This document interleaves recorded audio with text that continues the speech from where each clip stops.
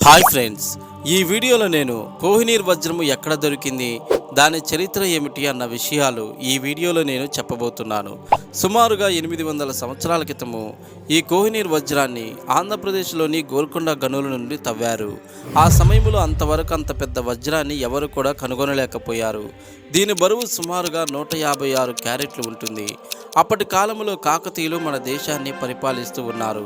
అప్పటి కాకతీయులు ఆ వజ్రాన్ని తీసుకొని ప్రసిద్ధిగాంచిన దేవత విగ్రహమైన భద్రకాళి ఎడమ కంటిలో ఉంచారు.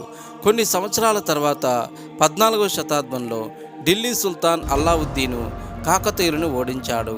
ఆ సమయంలో ఈ కోహినూర్ వజ్రాన్ని తను స్వాధీనం చేసుకున్నాడు. ఇలాగే కొన్ని సంవత్సరాలు గడిచిపోయాయి. 1739లో పర్షియా పాలకుడైన మొఘల్ చక్రవర్తి మహమ్మద్ షాను ఓడించి ఢిల్లీని స్వాధీనం చేసుకున్నాడు.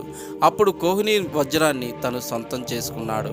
పంజాబ్ ఈ కోహినూర్ వజ్రం కోసము పర్షియా రాజుతో స్నేహం చేసి నమ్మించి మోసం చేశాడు.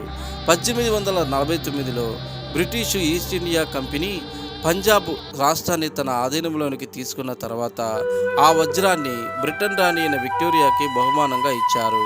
ప్రస్తుతం అది కోహినూర్ వజ్రము బ్రిటిషు రాజకిరీటంలో లండన్ టవర్లో ఉంచబడింది. ఫ్రెండ్స్, ఈ కోహినూర్ వజ్రము కేవలం చూసుకునే దానికి మాత్రమే ఉపయోగపడింది, కానీ ఏమీ అనుభవించలేకపోయారు. తెలిసింది కదా ఫ్రెండ్స్. ఈ వీడియో మీకు నచ్చినట్లయితే లైక్ చేయండి, షేర్ చేయండి, సబ్స్క్రైబ్ చేయండి.